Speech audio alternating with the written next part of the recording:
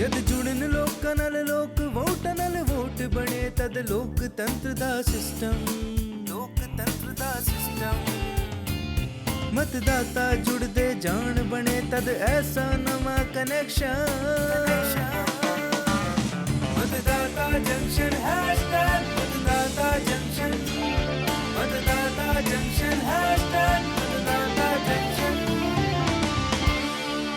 वतन के जानिसार हैं, वतन के काम आएंगे, हम इस ज़मीं को एक रोज़ आसमां बनाएंगे।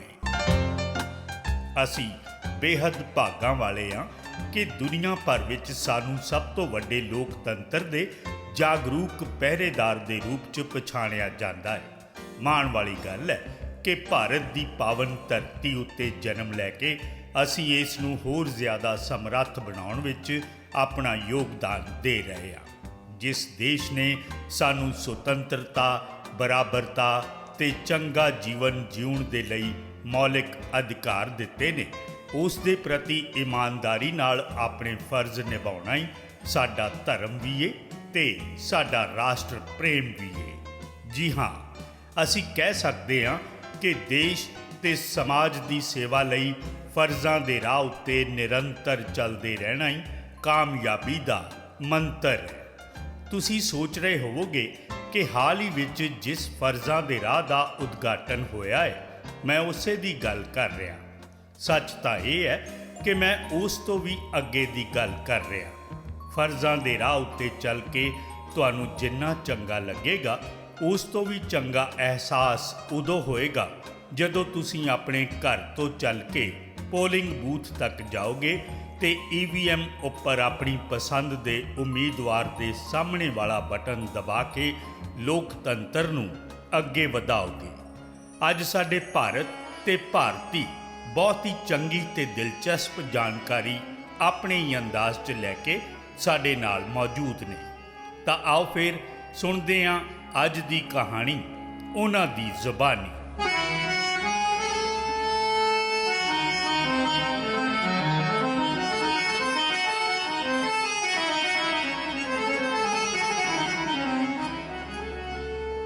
ਵਾਹ ਬਈ ਭਾਰਤ, ਤੁਸੀਂ ਤਾਂ ਬੜਾ ਵਧੀਆ ਹਾਰਮੋਨੀਅਮ ਵਜਾ ਲੈਂਦੇ ਹੋ। ਐਕਚੁਅਲੀ ਮੈਨੂੰ ਵਿਹਲੇ ਸਮੇਂ 'ਚ ਹਾਰਮੋਨੀਅਮ ਵਜਾਉਣਾ ਬਹੁਤ ਚੰਗਾ ਲੱਗਦਾ ਹੈ। ਤੁਹਾਡਾ ਹਾਰਮੋਨੀਅਮ ਦੇਖ ਕੇ ਮੈਨੂੰ EVM ਯਾਨੀ ਇਲੈਕਟ੍ਰੋਨਿਕ ਵੋਟਿੰਗ ਮਸ਼ੀਨ ਦੀ ਯਾਦ ਆ ਗਈ।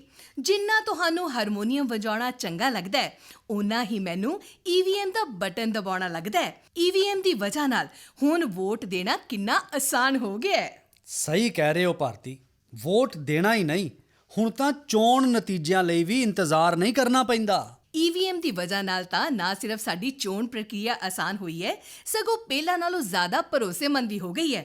ਪਤਾ ਹੈ, ਜਦੋਂ ਇਸ ਵਾਰ ਮੈਂ ਵੋਟ ਪਾਉਣ ਗਈ ਸੀ ਤਾਂ ਮੈਂ ਇਹ ਵੀ ਵੇਖ ਲਿਆ ਕਿ ਮੈਂ ਜਿਸ ਉਮੀਦਵਾਰ ਨੂੰ ਵੋਟ ਪਾਇਆ ਹੈ ਉਹਨੂੰ ਮਿਲਿਆ ਕਿ ਨਹੀਂ ਮਿਲਿਆ। ਨਾਲ ਹੀ ਮਸ਼ੀਨ ਰੱਖੀ ਹੋਈ ਸੀ ਨਾ, ਉਹਦੇ ਵਿੱਚੋਂ ਇੱਕ ਸਲਿੱਪ ਵਿੱਚ ਉਮੀਦਵਾਰ ਦੀ ਕ੍ਰਮ ਸੰਖਿਆ, ਨਾਮ ਤੇ ਚੋਣ ਚਿੰਨ੍ਹ ਦਿਖਾਈ ਦੇ ਰਿਹਾ ਸੀ। ਬਈ ਹੁਣ ਇਹਦੇ ਬਾਰੇ ਸਾਡੀ ਦੋਸਤ ਕਲਪਨਾ ਹੀ ਦੱਸ ਸਕੇਗੀ। ਆਖਰ ਨਵੀਆਂ ਜਾਣਕਾਰੀਆਂ ਉਹਦੇ ਕੋਲ ਹੀ ਹੁੰਦੀਆਂ ਨੇ ਨਾ, ਕਿਉਂ ਕਲਪਨਾ? ਹਾਂ ਕਿਉਂ ਨਹੀਂ ਜੀ, ਮੈਂ ਦੱਸਦੀ ਹਾਂ। ਉਸ ਮਸ਼ੀਨ ਨੂੰ VVPAT ਕਹਿੰਦੇ ਨੇ ਭਾਰਤੀ, ਯਾਨੀ voter verifiable paper audit trail machine. Button ਦਬਦੇ ਇਸ ਮਸ਼ੀਨ 'ਚੋਂ ਇੱਕ ਸਲਿੱਪ ਫੌਰਨ ਦਿਖਾਈ ਦਿੰਦੀ ਹੈ ਜੋ ਸ਼ੋਰ ਕਰਦੀ ਹੈ ਕਿ ਤੁਹਾਡਾ ਵੋਟ ਉਸੇ ਵਿਅਕਤੀ ਨੂੰ ਗਿਆ ਹੈ ਜਿਹਨੂੰ ਤੁਸੀਂ ਪਾਇਆ ਹੈ। ਇਸ ਤੋਂ ਬਾਅਦ ਇਹ ਸਲਿੱਪਸ ਮਸ਼ੀਨ ਵਿੱਚ ਸੁਰੱਖਿਅਤ ਜਗ੍ਹਾ ਤੇ ਇਕੱਠੀਆਂ ਹੁੰਦੀਆਂ ਰਹਿੰਦੀਆਂ ਨੇ। ਵਾਹ ਬਈ ਕਲਪਨਾ, ਮੰਨ ਗਏ ਤੈਨੂੰ ਤੇ ਤੇਰੇ ਗਿਆਨ ਨੂੰ। ਚਾਚਾ ਜੀ, ਥੋੜਾ ਸਾਡਾ ਵੀ ਧਿਆਨ ਕਰ ਲਓ। ਆ ਜਾਓ ਹੁਣ, ਅਸੀਂ ਕਦੋਂ ਤੋਂ ਤੁਹਾਡੇ ਗਿਆਨ ਦੇ ਖਜ਼ਾਨੇ ਵਿੱਚੋਂ ਕੁਝ ਮੋਤੀ ਲੁੱਟਣ ਦਾ ਇੰਤਜ਼ਾਰ ਕਰ ਰਹੇ ਹਾਂ। ਆ ਗਿਆ ਬਈ, ਆ ਗਿਆ ਬੇਟੀ। ਬਈ ਭਾਰਤੀ, ਇਹ ਖਜ਼ਾਨਾ ਜਿਹੜਾ ਮੈਂ ਆਪਣੇ ਤਜਰਬੇ ਨਾਲ ਇਕੱਠਾ ਕੀਤਾ ਹੈ, ਸਾਰਾ ਤੁਹਾਡੇ ਲੋਕਾਂ ਲਈ ਤਾਂ ਹੈ, ਸਾਡੀ ਅਗਲੀ ਪੀੜ੍ਹੀ ਦਾ ਏ।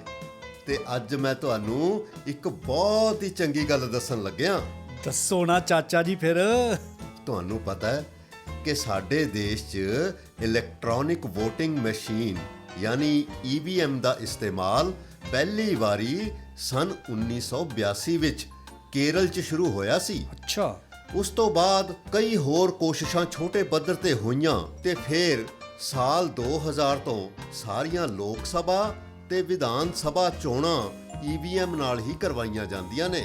ਤੇ ਹਾਂ, ਮੈਂ ਇਹ ਵੀ ਦੱਸ ਦਿਆਂ ਕਿ ਇੱਕ ਈਵੀਐਮ ਵਿੱਚ ਵੱਧ ਤੋਂ ਵੱਧ 384 ਉਮੀਦਵਾਰਾਂ ਦੇ ਨਾਮ ਦਰਜ ਕੀਤੇ ਜਾ ਸਕਦੇ ਨੇ। ਵਾਹ ਚਾਚਾ ਜੀ, ਇਹ ਗੱਲ ਤਾਂ ਸਾਨੂੰ ਪਤਾ ਹੀ ਨਹੀਂ ਸੀ। ਪਤਾ ਹੈ ਭਾਰਤ, ਮੇਰੀ ਨਾਨੀ ਦੇ ਪਿੰਡ 'ਚ ਜੋ ਆਂਗਨਵਾੜੀ ਵਾਲੀ ਪੁਸ਼ਪਾ ਦੀਦੀ ਹੈ ਨਾ, BLO ਨੇ ਜਿਹੜੇ, ਉਹਨਾਂ ਨੂੰ ਇਸ ਬਾਰੇ ਬਹੁਤ ਨੌਲੇਜ ਹੈ। ਉਹ ਹਮੇਸ਼ਾ ਲੋਕਾਂ ਨੂੰ ਮਤਦਾਨ ਦੇ ਬਾਰੇ ਜਾਗਰੂਕ ਕਰਦੇ ਰਹਿੰਦੇ ਨੇ। ਤਾਂ ਆਓ ਉਹਨਾਂ ਦੀਆਂ ਕੁਝ ਗੱਲਾਂ ਤੁਹਾਨੂੰ ਵੀ ਸੁਣਵਾ ਦਿੰਨੇ ਆ ਤੇ ਆਪਣੇ ਸਰੋਤਿਆਂ ਨੂੰ ਵੀ। ਜੀ ਜ਼ਰੂਰ।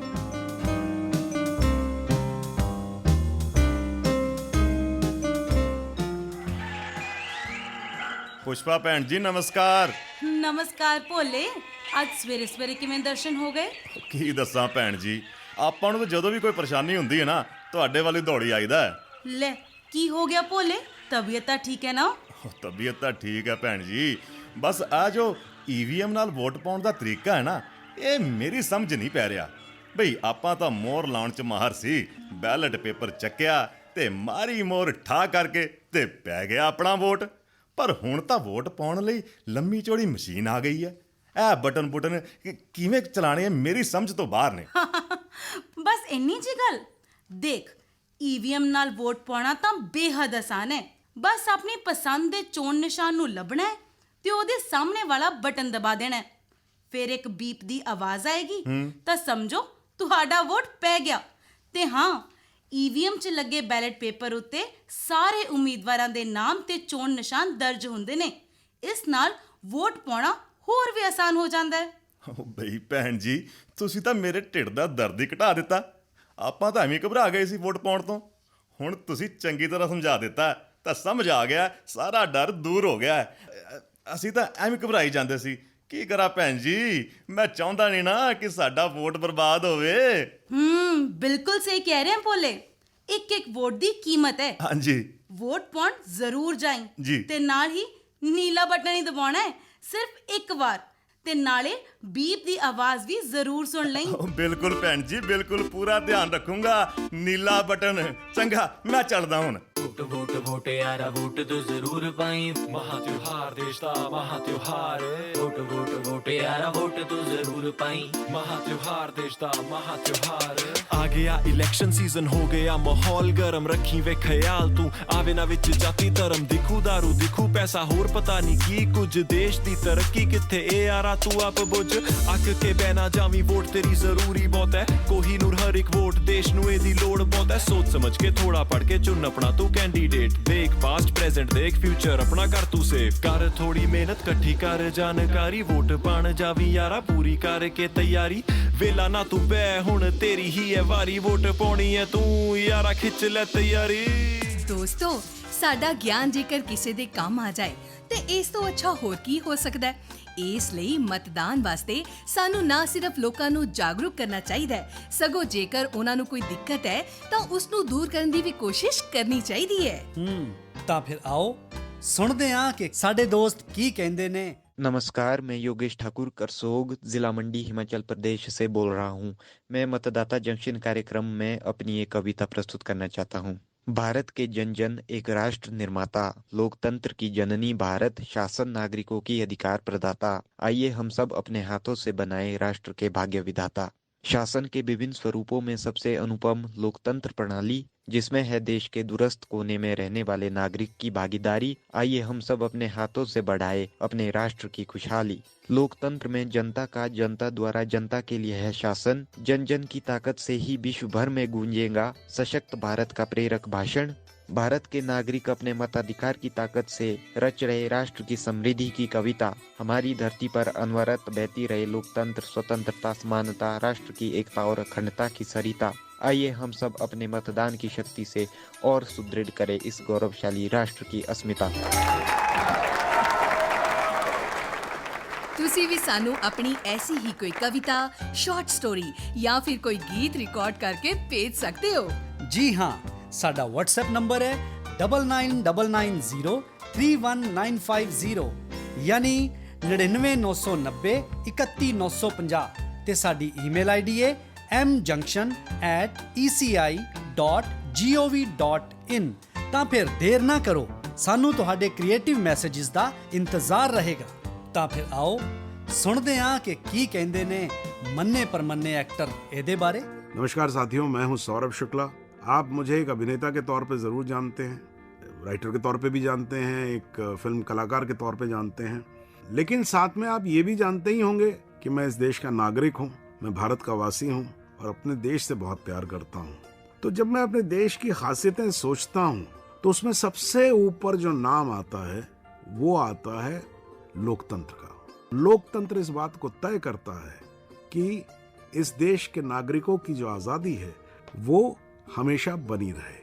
लोकतंत्र हमें वो शक्ति देता है जिससे हम अपनी सरकार खुद तय कर सके, और इसके लिए बहुत जरूरी होता है मतदान। जब मतदान होता है तब हमारी आवाज जो है वो गूंजती है और उससे तय होता है कि सरकारें कौन सी बनेंगी।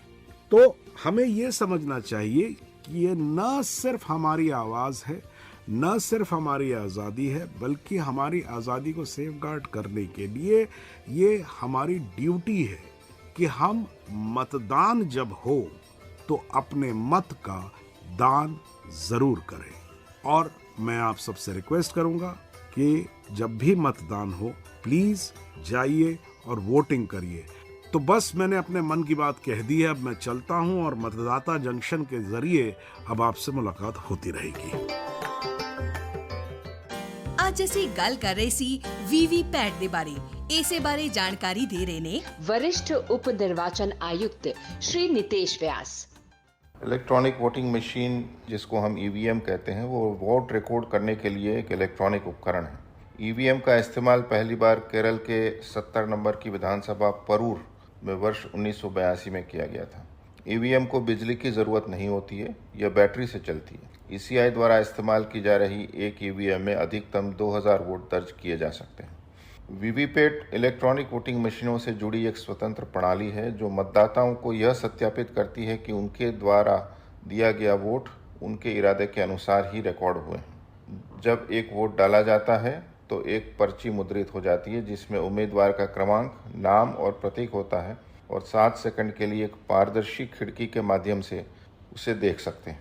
इसके बाद यह प्रिंटेड स्लिप अपने आप कट जाती है और वीवीपैट के सीलबंद ड्रॉप बॉक्स में गिर जाती है। मतदाता उसे देखकर यह संतुष्ट हो सकता है कि यह वोट उनके द्वारा दिया गया वोट के अनुसार ही है। यह पावर पैक बैटरी से चलता है।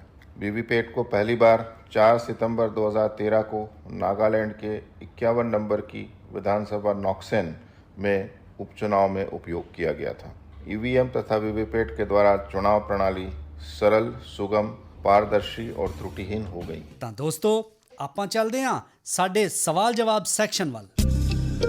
मतदाता जंक्शन ਦੇ ਸਵਾਲ ਜਵਾਬ ਸੈਕਸ਼ਨ 'ਚ ਆਪ ਸਭ ਨੂੰ ਨਿੱਘੀ ਜੀ ਆਇਆਂ ਨੂੰ। ਮੈਂ ਹਾਂ ਪਰਮਜੀਤ। ਪਿਛਲੇ ਐਪੀਸੋਡ 'ਚ ਸਾਡਾ ਸਵਾਲ ਸੀ EPIC ਐਪਿਕ ਦੀ ਫੁੱਲ ਫਾਰਮ ਕੀ ਹੈ। ਇਸ ਸਵਾਲ ਦਾ ਸਹੀ ਜਵਾਬ ਹੈ electronic electoral photo identity card. ਤੇ ਸਾਡੇ ਇਸ 6ਵੇਂ ਕੁਇਜ਼ ਦੇ ਲੱਕੀ ਵਿਜੇਤਾ ਨੇ ਰਾਜਸਥਾਨ ਦੇ ਉਦੈਪੁਰ ਜ਼ਿਲ੍ਹੇ ਦੀ ਤਹਿਸੀਲ ਮਾਵਲੀ ਦੇ ਪਿੰਡ ਇੰਟਾਲੀ ਦੇ ਰਹਿਣ ਵਾਲੇ ਰਾਜੇਸ਼ ਪੁਸ਼ਕਰਨਾ। ਰਾਜੇਸ਼ ਪੁਸ਼ਕਰਨਾ ਨੂੰ ਮਤਦਾਤਾ ਜੰਕਸ਼ਨ ਟੀਮ ਵੱਲੋਂ ਬਹੁਤ-ਬਹੁਤ ਮੁਬਾਰਕਾਂ। ਤੁਹਾਡਾ ਇਨਾਮ ਭਾਰਤੀ ਚੋਣ ਕਮਿਸ਼ਨ ਵੱਲੋਂ ਬਹੁਤ ਜਲਦੀ ਤੁਹਾਡੇ ਵੱਲੋਂ ਦਿੱਤੇ ਗਏ ਪਤੇ ਤੇ ਪਹੁੰਚਾ ਦਿੱਤਾ ਜਾਏਗਾ। ਤੇ ਹੁਣ ਸਾਡੀ ਅੱਜ ਦੀ ਕੁਇਜ਼ ਦਾ ਸਵਾਲ, ਵੀਵੀਪੈਟ ਦੀ ਵਰਤੋਂ ਸਭ ਤੋਂ ਪਹਿਲਾਂ ਕਦੋਂ ਕੀਤੀ ਗਈ ਸੀ? ਵੀਵੀਪੈਟ ਦੀ ਵਰਤੋਂ ਸਭ ਤੋਂ ਪਹਿਲਾਂ ਕਦੋਂ ਕੀਤੀ ਗਈ ਸੀ? ਤੁਸੀਂ ਆਪਣੇ ਜਵਾਬ ਸਾਨੂੰ WhatsApp ਜਾਂ ਈਮੇਲ ਰਾਹੀਂ ਭੇਜ ਸਕਦੇ ਹੋ। ਸਾਡਾ WhatsApp ਨੰਬਰ ਹੈ 9990 31950 9990 31950 ਤੇ ਈਮੇਲ ਆਈਡੀ ਹੈ mjunction@eci.gov.in। ਧਿਆਨ ਰਹੇ ਜਵਾਬ ਦੇ ਨਾਲ ਆਪਣਾ ਪੂਰਾ ਨਾਮ ਤੇ ਪਤਾ ਲਿਖਣਾ ਨਾ ਭੁੱਲਣਾ। ਅਗਲੇ ਐਪੀਸੋਡ 'ਚ ਅਸੀਂ ਫੇਰ ਮਿਲਾਂਗੇ ਕੁਝ ਨਵੀਆਂ ਜਾਣਕਾਰੀਆਂ ਲੈ ਕੇ। ਤਦ ਤੱਕ ਲਈ ਸਾਨੂੰ ਦਿਓ ਇਜਾਜ਼ਤ। ਨਮਸਕਾਰ। मतदाता जंक्शन #मतदाता जंक्शन मतदाता जंक्शन #।